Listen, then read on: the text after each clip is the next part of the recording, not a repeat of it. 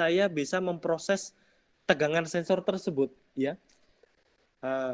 Itu bisa kita skalakan, gitu ya. Ada namanya penskalaan, gitu ya. Karena kita tegangan atau areal kerja dari Arduino adalah sebesar 0 sampai 5 volt, dan sedangkan sensor atau mungkin perangkat yang kita rancang itu memiliki tegangan kerja sampai 13 volt, maka kita perlu adanya pembagi tegangan, begitu ya. Proses untuk penskalaan pembagi tegangan. Jadi pembagi tegangan itu misalkan dia bekerja mulai dari 0 sampai 13 volt, begitu ya. Dan itu bekerja menggunakan sinyal analog, begitu ya. Jadi sinyal analognya itu bekerja mulai dari 0 sampai 13 volt, begitu ya. Kalau misalkan kalau terdeteksi ketinggian permukaan air, gitu ya, maka tegangan yang keluar adalah 13 volt, begitu ya. Karena dia mendeteksi adanya kenaikan permukaan air, begitu ya. Nah, kemudian ketika permukaan air sungai itu turun, maka tegangan yang keluar adalah 5 volt, begitu ya. Jadi ada perbedaan itulah yang digunakan oleh sensor. Kalau 5 volt ke bawah itu berarti air berada di ketinggian yang rendah, air sungainya. Nah, tapi kalau seandainya air sungai itu meluap, ya, maka ya sudah otomatis sensor yang kita rancang memiliki output 13 volt, ya, gitu ya. Nah, lalu bagaimana Pak supaya kita bisa memprosesnya di Arduino yang range kerjanya hanya 0 sampai 5 volt, yaitu dengan menggunakan pembagi tegangan, ya. Rangkaian pembagi tegangan yang terdiri dari resistor dan juga supply daya tadi, ya. Mungkin kalian bisa mempelajari lebih lanjut terkait dengan pembagi tegangan, bahkan mungkin bisa kalian terapkan nanti di proyek-proyek besar, begitu ya. Jadi nanti yang kita ambil adalah skalanya, penurunannya. Jadi perbandingannya 13 volt nanti akan setara dengan 5 volt, begitu ya. Nah, jadi begitu ada tegangan, ada permukaan air yang teridentifikasi meluap, maka yang terbaca di Arduino itu hanya 5 volt, begitu ya. Nah, kemudian yang ketika air sungai teridentifikasi surut, ya, atau yang terbaca adalah 5 volt, itu yang di sensor, maka di Arduino akan terdeteksi mungkin hanya 2 volt, begitu ya. Jadi karakteristik yang teridentifikasi itu sama, naik turunnya itu sama, tapi besar dari tegangannya itu berbeda, begitu ya. Itulah fungsi namanya penskalaan atau rangkaian pembagi tegangan. Nah, kurang lebih seperti itu. Jadi nanti oleh sebab itu bisa saja nanti aplikasi-aplikasi atau penerapan dari Arduino itu tidak terbatas. Nah, ini juga nanti yang membedakan antara tegangan kerja Arduino dengan PLC. Nah, itu kan kalau kalian mengambil mata kuliah PLC, ya, Programmable Logic Control, ya, itu yang biasanya disupport oleh Omron, ya, mungkin disupport oleh selam bersih, begitu ya, Slumberger, gitu ya. Kemudian disupport oleh merek-merek lain, gitu ya. Kalau di Arduino biasanya disupport oleh microcontrollernya itu adalah Atmel, ya, Atmel AVR, begitu ya. Nah, berbedanya di mana? Kalau di PLC sama sih, semua itu prosesor sih, ada memori, ada apa namanya? Ada memori, kemudian ada prosesor, ya, kemudian ada RAM, ada ROM, begitu ya. Kemudian ada osilator, begitu ya. Sama. Yang membedakan apa? Yang membedakan adalah tipe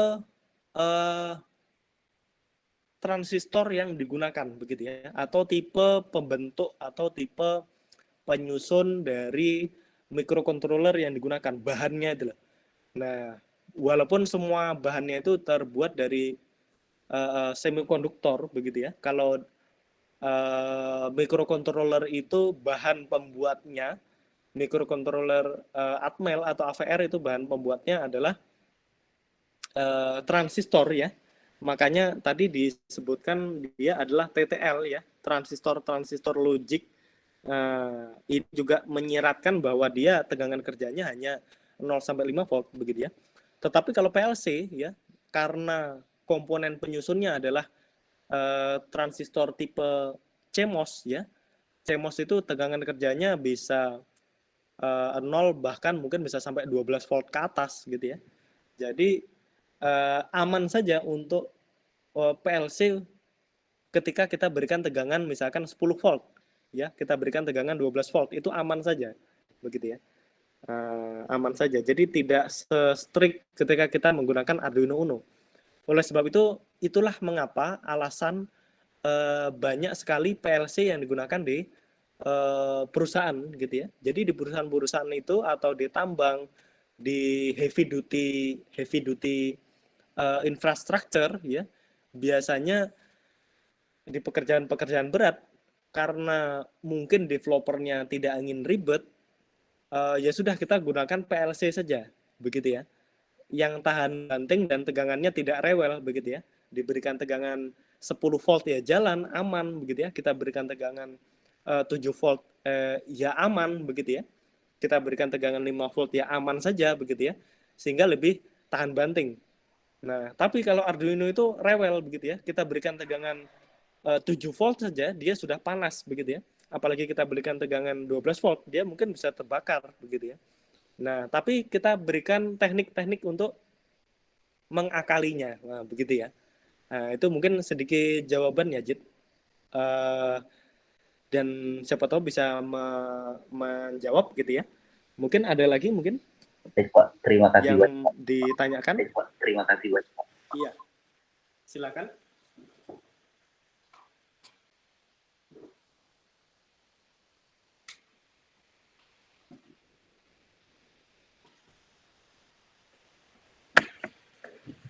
Ya, saya ini dulu.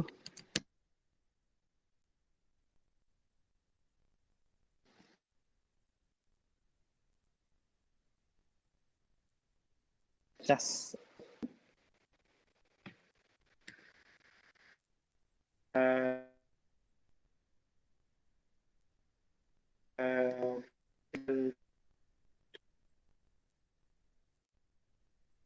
Coba di sini linknya apa namanya di chat.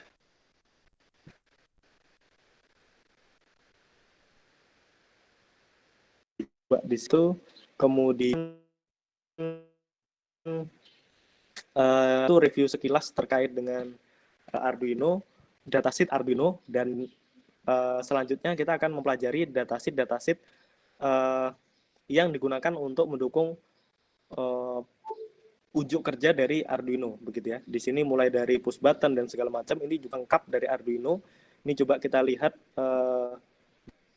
datasheetnya, misalkan ini ada 10 volt ya, kemudian ada push button begitu ya. Coba kita buka salah satunya dan bisa dioda begitu ya. Jadi jangan sampai kita belum tahu dulu fungsi dari perangkat-perangkat yang kita hubungkan begitu ya. Paling tidak kita harus tahu misalkan dioda itu tegangan kerjanya itu berapa volt ya. Tipe dioda misalkan IN4001 dan sampai 1N4007 begitu ya. Fiturnya apa? Yaitu low forward voltage drop begitu ya. Kemudian high source current capability. Jadi dioda di sini bisa kita fungsikan sebagai penyearah begitu ya, atau konversi dari AC ke DC begitu ya, dari arus bolak-balik ke arus searah begitu ya. Dan juga dari sini juga kita bisa lihat kuat arusnya itu ada berapa, yaitu kuat arus yang bisa yaitu sebesar 1 ampere, kemudian tegangannya itu bisa sebesar 30 ampere. Mohon maaf, ini peak-nya adalah 30 ampere ya. Peak-nya itu 30 ampere. Kemudian voltasenya itu juga bisa sampai 1000 volt begitu ya untuk voltasenya. Seperti itu. Kemudian di sini untuk thermal, untuk tegangan kerjanya ya, di sini bisa 50 derajat Celcius begitu ya. Kemudian electrical karakteristiknya di sini ada voltase F ya, forward voltage-nya berapa 1 ampere misalkan. Ya, kemudian voltasenya 1,1 volt begitu ya. Dan sebagainya. Jadi ini jadi paling tidak kita harus bisa membaca kira-kira datasheet-nya itu apa sih gitu ya. Jangan sampai kita hanya menghubungkan saja begitu ya. Kemudian ini juga, ya ini yang dikatakan Yazid tadi cap ya, baterai cap untuk 9 volt tadi juga sudah disediakan. Kemudian ini juga untuk push button-nya juga sudah disediakan begitu ya.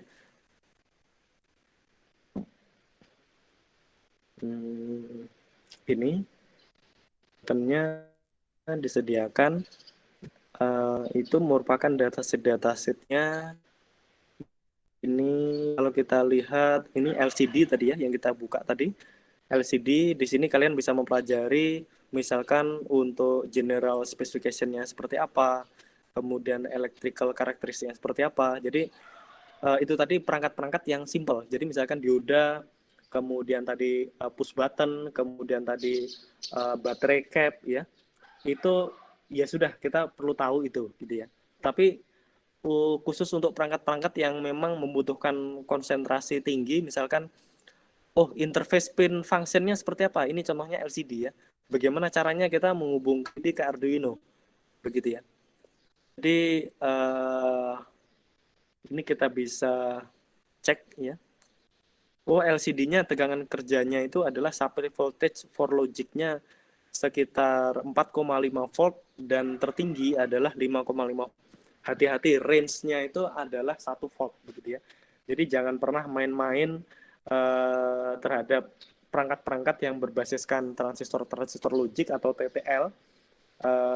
Itu tegangan kerja mereka ya itu maksimal hanya 5 volt. Bahkan ini ditoleransi hanya 0,5 volt begitu ya. Kalau kalian lebih dari itu 7 volt saja, ya dia sudah nggak normal dia, bahkan bisa terbakar begitu ya. Kemudian di sini juga perlu kalian perhatikan input high voltnya berapa, output high voltnya berapa, kemudian input datanya itu seberapa sih yang bisa dihubungkan dengan Arduino gitu ya. Nah, ini ada input voltage-nya berapa ya, ada storage temperaturnya berapa. Nah, gitu ya. Output high voltage-nya, kemudian input high voltage-nya berapa, ini sekitar 0,6 volt begitu ya, 0,7 volt begitu. Kemudian di sini adalah view dari optical karakteristiknya, ada view angle-nya. Jadi kira-kira kalau kita melihat LCD itu yang jelas itu di areal berapa sih gitu ya. Samping kanan kirinya itu areal berapa itu juga sudah lengkap begitu ya. Kemudian ini ada interface pin function-nya yang mana DB0 sampai DB7 itu disediakan untuk data bus line. Kemudian di sini untuk operating system-nya. Kemudian di sini R atau W, pin R atau W-nya itu disediakan untuk membaca maupun meread modulnya gitu ya. Sebentar.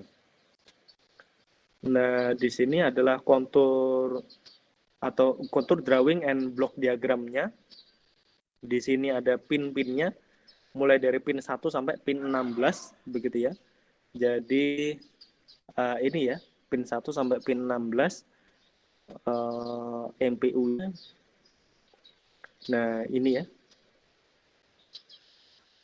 Kemudian function description-nya juga lengkap di sini. Jadi kalau dia RS-nya itu 0, kemudian RW-nya itu 0, dia mengoperasikan apa, begitu ya. Jadi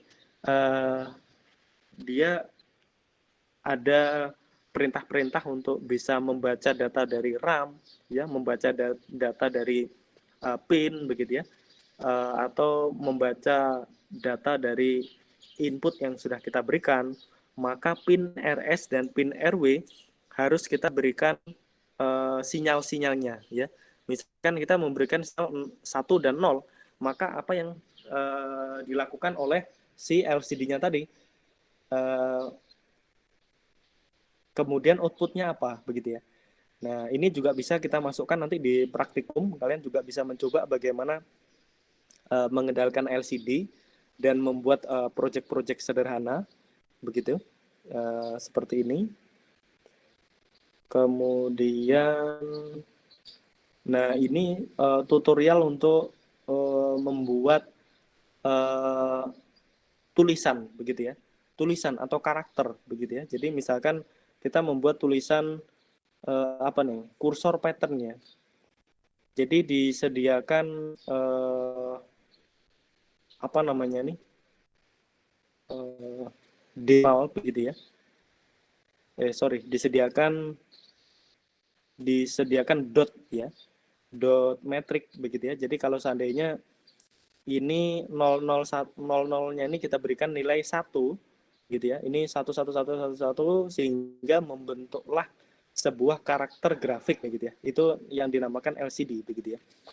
Semakin padat titik-titik ini, ya, titik-titik ini, maka semakin detail pixelnya, begitu ya. Berapa kali berapa. Kalau kita lihat di sini karakternya adalah 16 kali 5, begitu ya. Jadi 5 ke bawah dan 11 ke arah sana, begitu ya. Kemudian ini kalau ingin membuat tulisan, nah ini juga sudah disediakan karakter tulisannya. Ini kita berikan low itu berarti 0, begitu ya. Kalau kita berikan 0000 semua, maka yang muncul adalah ini, gitu ya. CG RAM 1, begitu ya. Kemudian ini kita high 1 di sini, maka yang muncul adalah karakter ini, plus sama min, begitu ya, plus min. Kemudian kalau kita ingin membuat tulisan 0, 1, 2, 3, 4, 5, 6, 7, 8, 9, begitu ya, maka kita berikan dulu data LLL, LLHH, gitu ya. Maka yang muncul di LCD adalah 0, kemudian kita berikan data LLLH, kemudian LLHL, gitu ya, maka yang muncul adalah 1 misalkan, gitu ya. Di sini kan berarti ada 8 ya, ini 4, maka ada 8 pin yang harus dikendalikan, ya, yang harus dikendalikan. Di sini kita bisa lihat ada 8, mulai dari DB0, DB1, DB2 sampai DB7. Inilah yang bisa kita kendalikan tampilannya, begitu ya. Jadi kalau misalkan tadi kita ingin menampilkan data 1, maka DB0 sampai DB3 ini kita berikan 0, dan DB4 sampai DB7 DB4, 5, 6 itu kita berikan 0, dan DB7-nya kita berikan 1. Maka yang tampil adalah 1, gitu ya. Nah, kemudian yang lainnya, begitu ya. Karakter-karakter inilah yang sudah ada di datasheet-nya, begitu ya. Yang sudah ada di data tadi. Di datasheet yang ini tadi. LLL, gitu ya. Kemudian ininya ada 8, mana yang mau kita tampilkan, begitu ya. Nah, tipenya ini. Nah, seperti itu. Oke. Nah, kemudian dari 8 data tadi, kita perlu menyediakan pin yang ada di Arduino. Maka di Arduino kita sediakan 8 port, ya, yaitu yang free untuk kita kirimi data.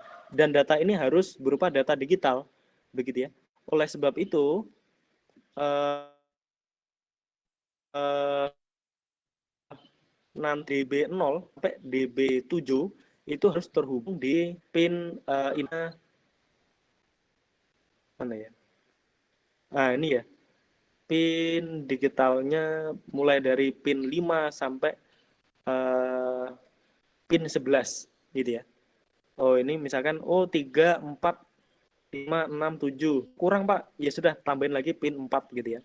Yang jelas jangan diberikan di analog input gitu ya. Itu. Jadi pemilihannya seperti itu. Nah, jadi sehingga kalian harus memang benar-benar tahu kira-kira DB0 sampai DB7 yang mana kemudiannya. Kemudian dia harus diberikan VSS itu 0 volt. Ya, jangan sampai pin VSS kalian berikan tegangan 5 volt begitu ya.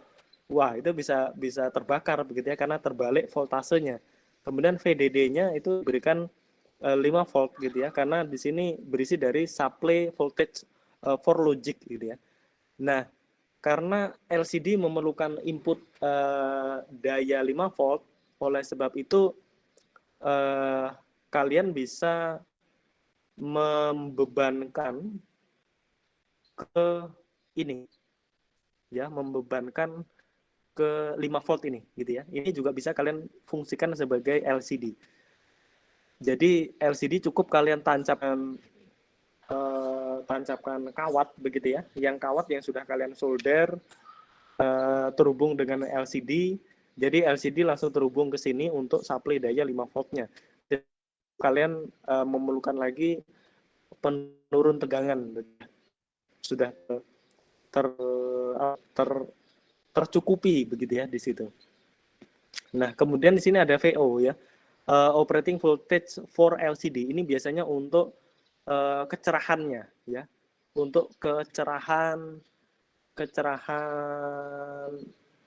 lampu latar belakangnya begitu ya, kecerahan lampu latar belakangnya. Jadi misalkan kalian ingin lampunya itu kurang cerah nih, ya sudah VO-nya itu kalian tinggikan, tapi ingat jangan melebihi 5 volt lagi begitu ya.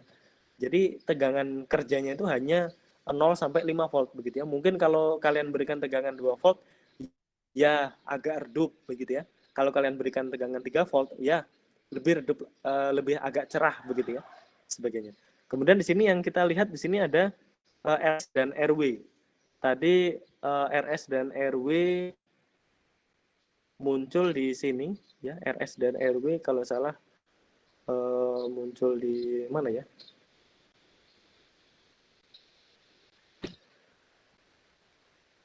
Kayaknya tadi kita membaca RS dan RW tadi. Ya. Jadi function description. Jadi kalau seandainya RS kita berikan 0 dan RW kita berikan 0, maka IR read as an internal operation ya, display clear ya. Jadi untuk menghapus karakter yang ada di LCD ya supaya 0 kembali ya, supaya tidak ada tampilan, itu kita 00 gitu aja sudah 0 semua begitu ya. Memorinya kita hapus begitu ya.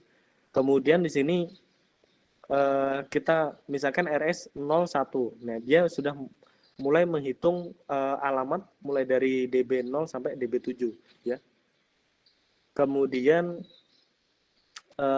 membaca data yang diinputkan ya. DB0 itu diberikan data berapa, DB7 diberikan data berapa, sesuai dengan tipe-tipe yang ada di sini ya. Ini DB0, 1, 2 sampai DB7 begitu. Karakter apa yang kita inginkan. Nah, itu. Nah, kemudian kalau kita lihat di sini karakternya adalah sebesar berapa ini?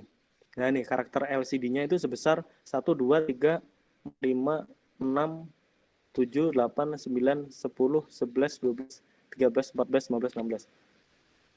Berarti sebesar 16 kali 2, begitu ya, atau 32. Ini biasanya kalian kalau membeli LCD pasti ditanya LCD tipe berapa, begitu ya. Tipe karakter 16x2 kah, atau tipe karakter 32x2 begitu ya. Nah, 16x2. Nah, kalau kita lihat di layar, kan kalian juga bisa lihat di layar kalian. Akurasi dari layarnya itu misalkan saya punya 13 in gitu ya. Kemudian akurasinya ya atau pixelnya itu sebesar 2560 kali 1600 begitu ya. Jadi cukup kecil-kecil begitu ya. Cukup kecil-kecil tampilan LED-nya. Sebenarnya ini terdiri dari LED disusun secara metrik begitu ya. Sama dengan LCD pada komputer-komputer kalian begitu ya.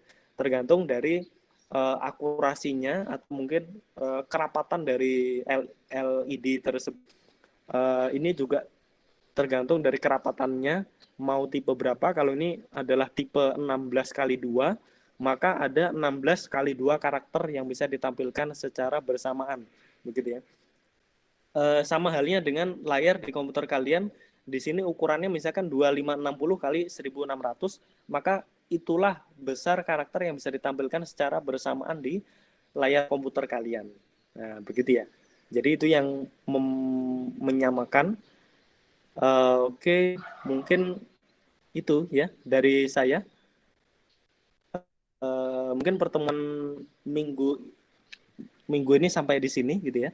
Jadi awal tadi kita sudah mempelajari keunggulan atau karakteristik dari Arduino itu, bahwa Arduino itu tidak hanya digunakan oleh praktisi-praktisi saja, tetapi digunakan juga oleh developer untuk tugas-tugas yang cukup berat ternyata begitu ya. Jadi Arduino itu memang dirancang juga untuk profesional. Jadi jangan khawatir ketika kalian mempelajari Arduino sekarang ya, walaupun nanti versi student ya, itu juga bisa ditingkatkan ke versi profesional. Ya, setelah kita amati tadi, yang membedakan apa? Yaitu yang membedakan hanya kapasitas memori, kecepatan proses, dan prosesornya saja begitu ya. Ketika kalian ingin beralih dari mungkin Arduino Uno ke Arduino Pro ya, ya sudah, yang kita cukup lakukan hanyalah mengganti perangkat hardware-nya ya. Mungkin Arduino Pro tidak menggunakan perangkat ini lagi, tapi menggunakan perangkat yang lain, tetapi secara sisi program dan teknis untuk membaca karakteristik datasheet itu sama. Nah, begitu ya. Kemudian mungkin mulai dari sekarang kalian sudah menentukan kira-kira permasalahan apa yang bisa diselesaikan atau dipecahkan untuk tugas besar gitu ya. Karena rencananya setelah UTS itu sudah mulai progres pengerjaan tugas besar. Jadi mumpung masih ada beberapa minggu untuk kalian sebelum UTS itu menentukan tema tugas besar. Jadi silahkan nanti bisa asistensi ke saya maupun ke Bu Happy gitu ya untuk menentukan temanya seperti apa. Kemudian di sini juga kapasitas atau fungsi-fungsi dari Arduino itu bisa digunakan untuk pin digital, pin analog ya. Kemudian sebagai power, dan di sini ada 3 sarana komunikasi, yaitu serial, SPI maupun I2C begitu ya. Ketiga bagian ini yang buktikan bahwa Arduino itu mampu digunakan untuk mengendalikan beberapa macam perangkat eksternal begitu ya, mulai dari sensor, mulai dari sensor panas, sensor api begitu ya, sensor jarak begitu ya, itu bisa dikendalikan di sini. Kemudian di sini juga ada namanya PWM interrupt. Begitu juga dari Arduino itu disediakan fungsi generate PWM dan interupsi begitu ya. Nah, kemudian di sini juga bisa kalian pelajari dataset perangkat yang sangat umum, sangat common digunakan di Arduino begitu ya. Pak, bolehkah kami menggunakan perangkat eksternal tipe lain? Boleh saja gitu ya. Ini yang dicantumkan Arduino di sini adalah yang paling sering digunakan oleh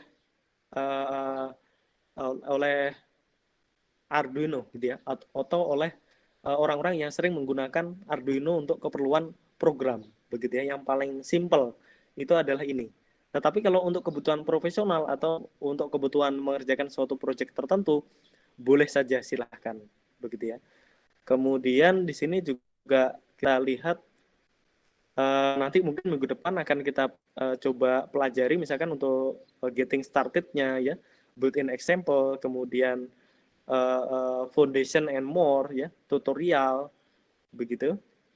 Kemudian juga di sini kita bisa dan sebagainya, Android ya, seperti itu. Oke, nah kemudian sebelum kita mengakhiri perkuliahan, ada tantangan kalian untuk kalian begitu ya. Tantangan di sini ibaratnya semacam tugas seperti itu, yaitu mempelajari website ini ya. Coba dipelajari website ini, website terkait dengan Arduino yang sudah saya sampaikan di chat tadi ya. Kemudian kira-kira menentukan tema atau topik untuk tugas besarnya. Nah, begitu ya. Jadi nanti minggu depan ketika kita bertemu, kita sudah sambil membahas kira-kira tema atau topik apa yang mau kita bahas, kemudian teknisnya bagaimana. Begitu ya. Itu kemudian panitia kalian sudah memiliki ini Arduino IDE, caranya bagaimana bisa kalian pelajari di step-step tutorialnya. Ini juga bisa kalian gunakan nanti seterusnya sampai semester ini berakhir, yaitu untuk apa ya? Untuk praktikum juga menggunakan ini, dan ini juga multi platform ya, bisa di Windows ya, bisa di Linux dan sebagainya. Gitu. Mungkin nah di sini juga nanti minggu depan akan pelajari namanya language reference ya, itu nanti minggu depan akan kita pelajari apa namanya bahasa-bahasa untuk pemrograman ya. Oke, mungkin ada yang ditambahkan dulu mungkin sampai sini.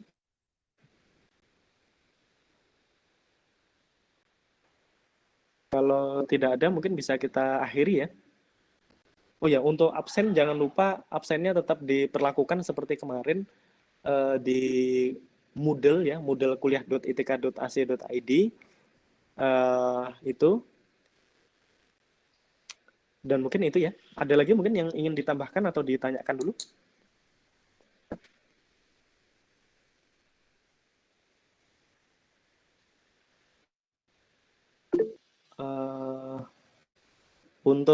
Untuk recordnya boleh nanti saya share ya. Nanti mungkin bisa diingatkan siapa, nanti mungkin Yazid nanti bisa mengingatkan ke saya, nanti linknya saya share ke Yazid, dan Yazid nanti bisa sharekan ke ini ya, ke Google Moodle-nya ya, ke Moodle-nya ya, gitu. Baik, Pak. Oke, ini saya coba stop recording.